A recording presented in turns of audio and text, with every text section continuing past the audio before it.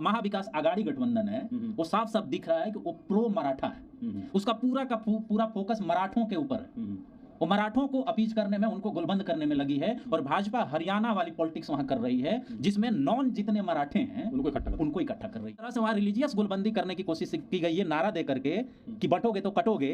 ये बहुसंख्यक बनाम हिंदू बनाम मुसलमान का नारा है, ठीक है। लेकिन पंकजा मुंडे ने जो बात कही है, वहां की जमीनी राजनीति का रिफ्लेक्शन है कि यहां पर मुद्दा धर्म का नहीं है, यहां पे मुद्दा जातीय समूहों का है। कांग्रेस के नेचर के हिसाब से आप देखें ना, तो ये सब बात करेंगे ओबीसी का, लेकिन जब लीडरशिप में भागीदारी देने की बात आएगी ना, तो ओबीसी इनको नहीं दिखता। जातीय जनगणना की बात कर रहे हैं, ओबीसी की बात कर रहे हैं, तो आपके लीडरशिप में क्यों नहीं दिख रहा है सर? उद्धव ठाकरे जी की पार्टी है, वहां पे बाकी ओबीसी क्यों नहीं है लीडरशिप में? क्यों केवल आदित्य ठाकरे ही होने चाहिए? अगर शरद पवार जी की पार्टी है, उसमें केवल शरद पवार ही क्यों बने? बाकी छगन भुजबल भी हो सकते थे, प्रफुल्ल पटेल भी हो सकते थे। भाजपा में भी दो धड़ा है। एक धड़ा चाहता है कि हमेशा आरएसएस का ब्राह्मणिकल, जो मतलब ब्राह्मणवादी राजनीति है, वो हमेशा डोमिनेट करे। लेकिन यहाँ तो वोट बैंक की पॉलिटिक्स की बात है ना, और वोट बैंक की पॉलिटिक्स तब होगी जब आपके पास संख्या होगी। पंकजा मुंडे के पास संख्या है, पंकजा मुंडे के पास ओबीसी का वोट बैंक है कि अगर मराठाओं को कुंभी का सर्टिफिकेट दिया गया तो हम चुनाव में सिखाएंगे। जो आज आर्य और अनार्य की आइडेंटिटी का पॉलिटिक्स है, जिसे पेरियार ने साउथ में आगे बढ़ाया, ये ज्योतिबा फुले की देन है कि उन्होंने आर्यों को क्या बताया? विदेशी बताया। ब्राह्मणों को क्या बताया? ब्राह्मणवादियों को क्या बताया? विदेशी बताया। सामाजिक न्याय आप दूसरे स्तर पर खोजना है, जैसे हम लोग कांग्रेस की बात करते हैं, तो हम कहते हैं कि सामाजिक न्याय बाबू केवल संविधान लागू करो कह के मत करिए, केवल ये कह के कि हम रिजर्वेशन बढ़ाएंगे, कास्ट सेंसस नहीं। भैया आपके संगठन में क्या स्थिति है?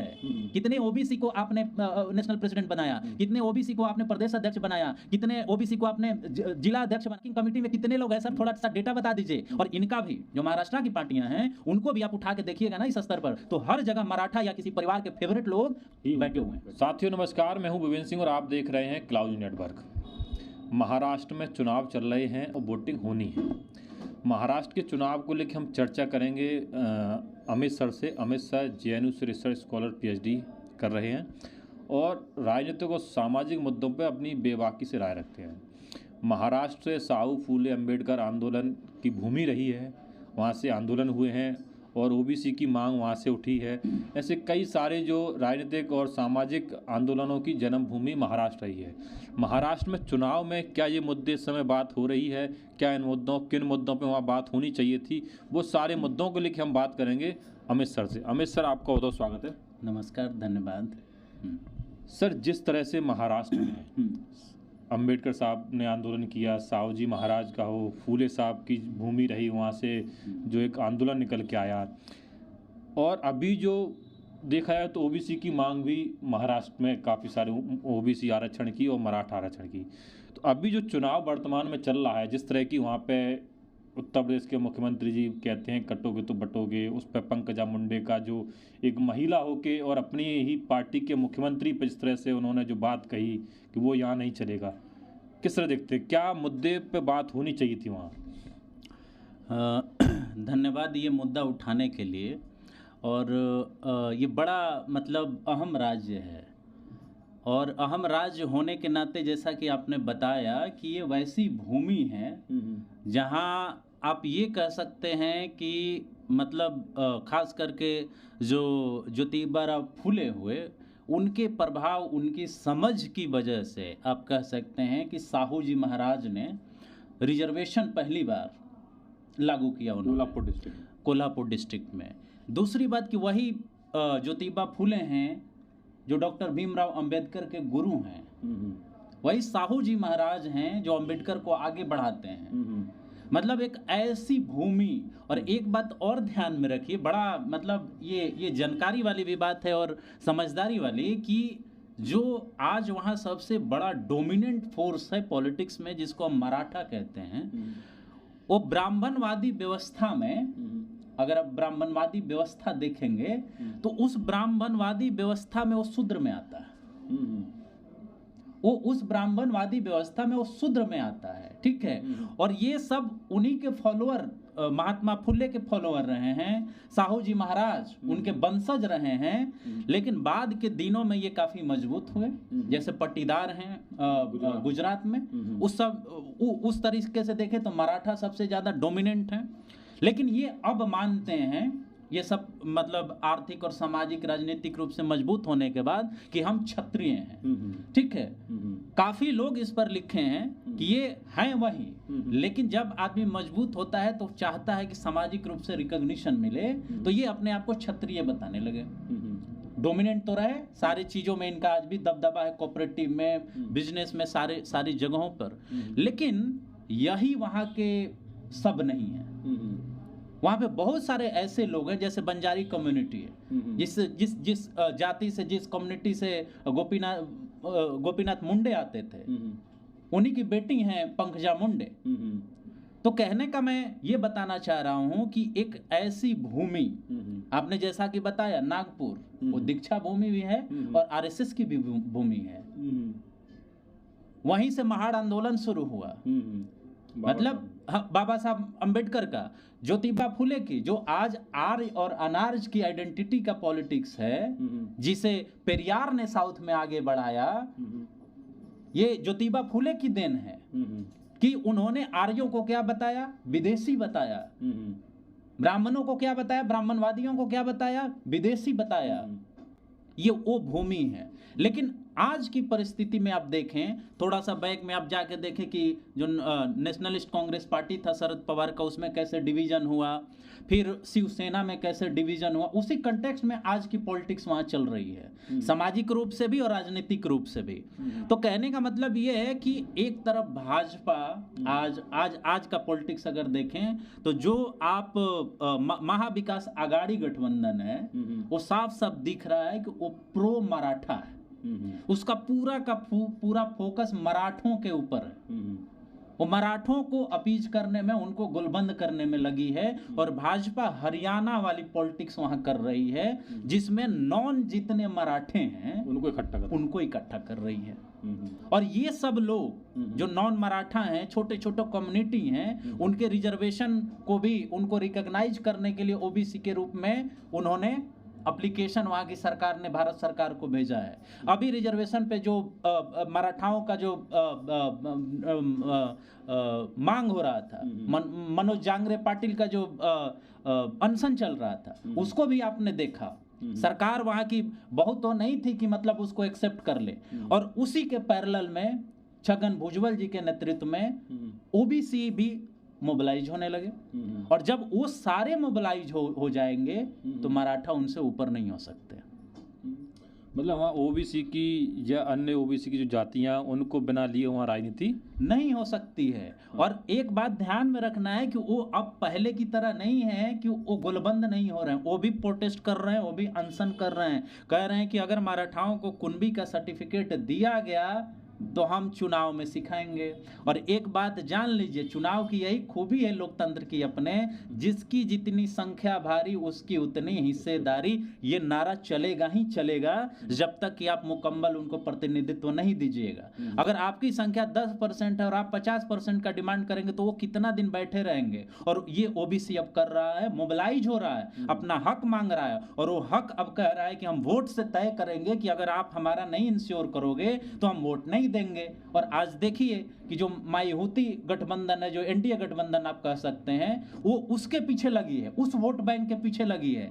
और जो महाविकास समझ रही है जिस तरह से हरियाणा में चुनाव जीता गया, जाट बनाम अन्य, उसी तरह मराठा बनाम अन्य हो रहा है वहां। और इसमें आप ये भी देखे होंगे कि जिस तरह से वहां रिलीजियस गुलबंदी करने की कोशिश की गई, ये नारा दे करके कि बटोगे तो कटोगे, ये बहुसंख्यक बनाम हिंदू बनाम मुसलमान का नारा है, ठीक है। लेकिन पंकजा मुंडे ने जो बात कही है, वहां की जमीनी राजनीति का रिफ्लेक्शन है कि यहाँ पर मुद्दा धर्म का नहीं है, यहाँ पे मुद्दा जातीय समूहों का है। मराठा बनाम नॉन मराठा की राजनीति की बात है, ये पंकजा मुंडे ने हिस्सेदारी की जो बात कही, हिस्सेदारी की बात जो उन्होंने कही, वो बंजारी कम्युनिटी से आती हैं, वो एक छोटा समूह है महाराष्ट्र के अंदर। लेकिन ये काबिले तारीफ है कि पंकजा मुंडे ने महिला होने के बावजूद भी उनको बहुत बार साइड लाइन भी करने की कोशिश हुई है महाराष्ट्र के पॉलिटिक्स के अंदर, लेकिन उनकी एक पकड़ है, उनका बोलने का शैली, कहने का शैली। और ये बात कहना कि हम बटोगे तो कटोगे नारा यहाँ नहीं चलेगा, हम उस पर वो नहीं करते, ये बताता है कि वो कितनी दूरदृष्टि से सोच रही हैं कि यहाँ मुद्दा हमारे कम्युनिटी का है, जिनके पास सब कुछ है और जो वंचित हैं उनके बीच की लड़ाई है, और भाजपा उस पर फोकस करे या कर रही है।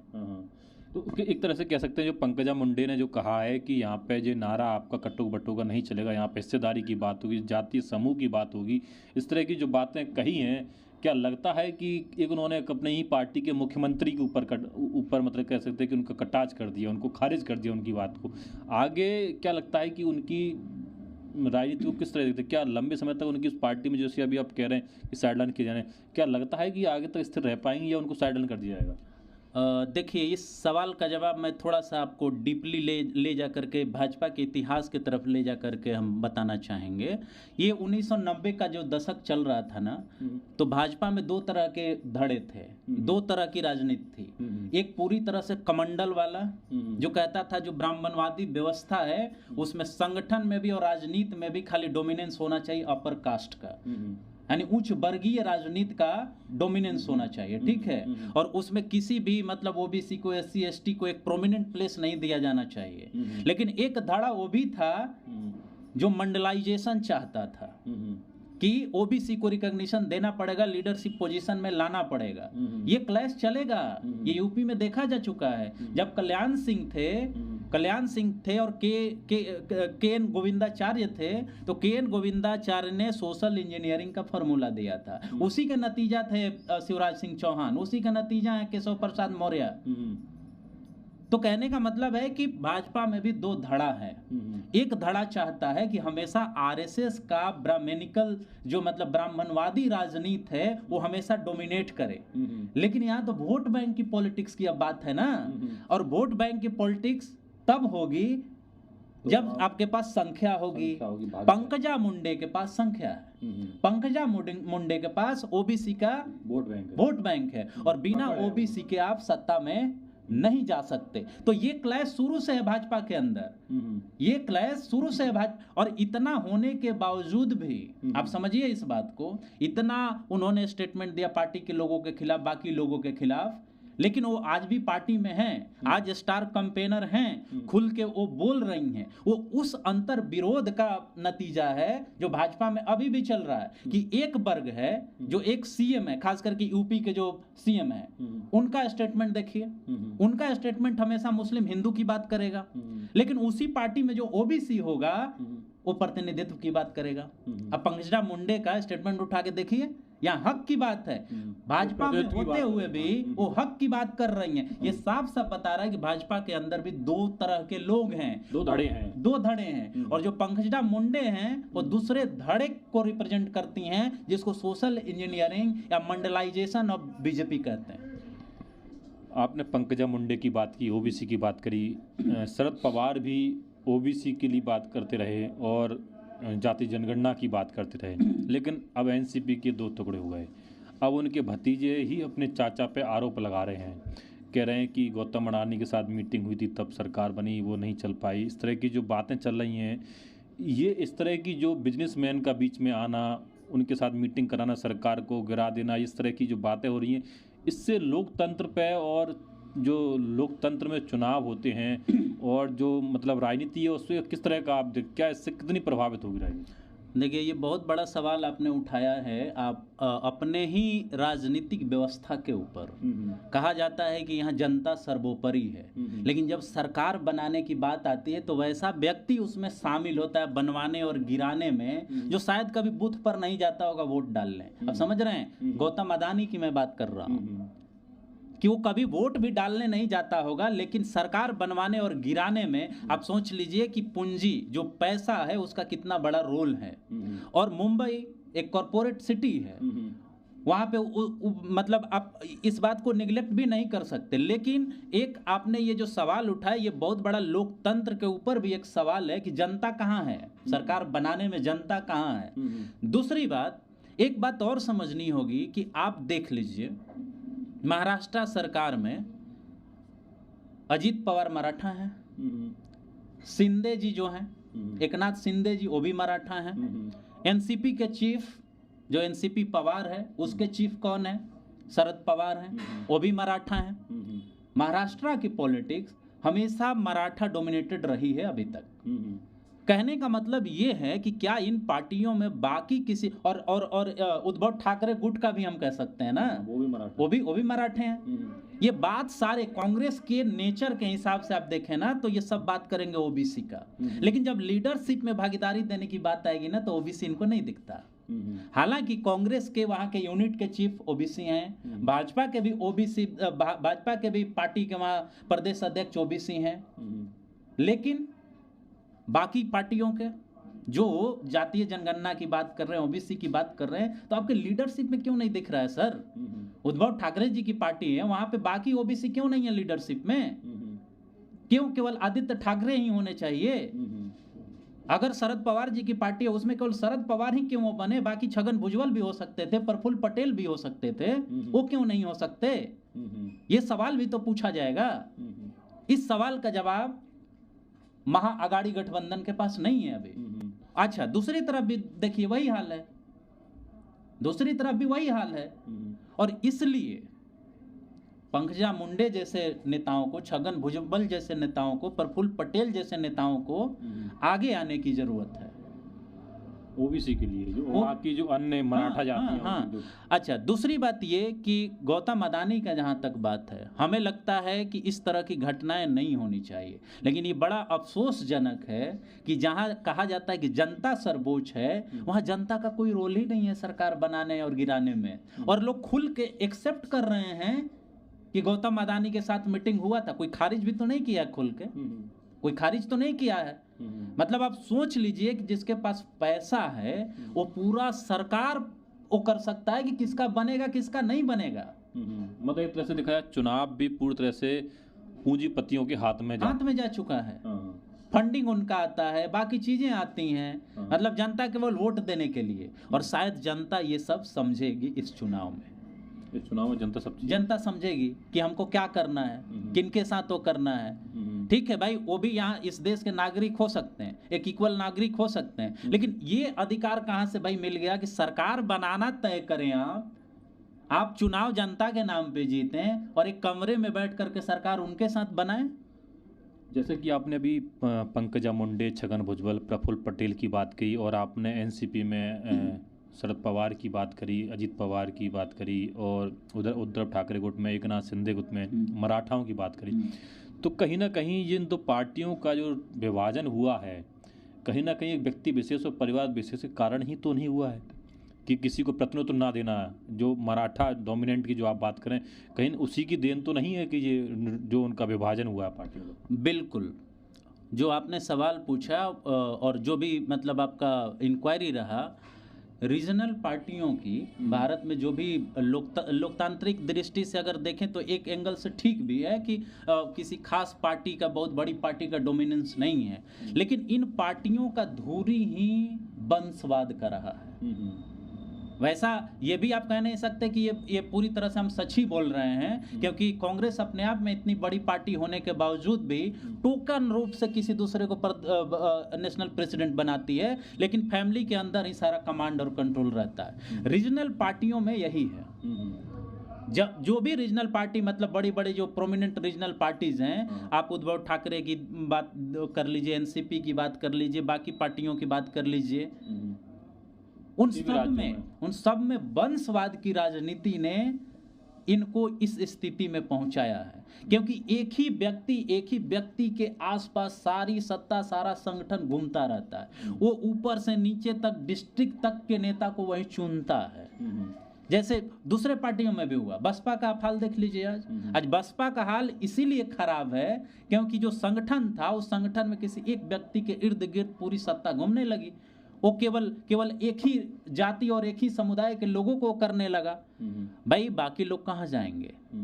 जब सामाजिक न्याय आप दूसरे स्तर पर खोज रहे हैं, जैसे हम लोग कांग्रेस की बात करते हैं तो हम कहते हैं कि सामाजिक न्याय बाबू केवल संविधान लागू करो कह के मत करिए, केवल ये कह के कि हम रिजर्वेशन बढ़ाएंगे, कास्ट सेंसस नहीं। भैया आपके संगठन में क्या स्थिति है? कितने ओबीसी को आपने नेशनल प्रेसिडेंट बनाया, कितने ओबीसी को आपने प्रदेश अध्यक्ष बनाया, कितने ओबीसी को आपने जिला अध्यक्ष बनाया, कितने प्रवक्ता बनाए, कांग्रेस वर्किंग कमेटी में कितने लोग हैं सर? थोड़ा सा डेटा बता दीजिए। और इनका भी जो महाराष्ट्र की पार्टियां हैं उनको भी आप उठा के देखिएगा ना इस स्तर पर, तो हर जगह मराठा या किसी परिवार के फेवरेट लोग ही बैठे हुए हैं। तो उस स्थिति में भाई दूसरा वर्ग कब तक चुप रहेगा?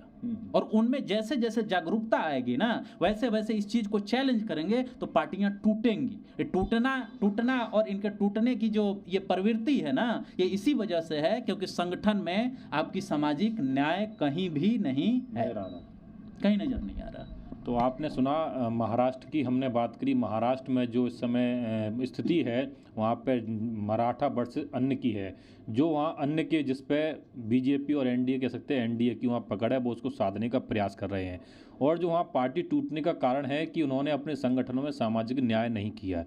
और जो वहाँ पे अडानी की बात की तो अडानी बात पे निकल के आया कि अडानी जिस तरह से जो वहाँ एक बंद कमरे में जो सरकार, ये लोकतंत्र के लिए बहुत ही खतरनाक है। इसमें जनता अपने आप को ठगा महसूस करेगी। जनता को क्या मतलब वोट देने के लिए रखा गया है? क्या वो वोट दे के अपने मतलब अपने मर्जी की सरकार भी नहीं चुन सकती? ये सारी बात निकले। और पंकजा मुंडे जो वहाँ ओबीसी की नेता रही हैं, उनके फादर भी जो ओबीसी की बात करते थे, और पंकजा मुंडे ने स्पष्ट तौर से योगी जी की बात को खारिज कर दिया कि कट्टोगे बट्टोगे वाले यहाँ बात नहीं चलेगी। यहाँ हिस्सेदारी की बात चलेगी, प्रतिनिधित्व की बात चलेगी, और जो हक हिस्सेदारी देगा और जिसकी जितनी संख्या भारी उसकी उतनी हिस्सेदारी पर बात होगी। आने वाले चुनाव में वही चीज़ होगी और ओबीसी अब गोलबंद हो रहा है। आप लोगों की क्या राय है इस वीडियो को लेकर? आपने हमें कमेंट्स में जरूर बताइएगा। धन्यवाद।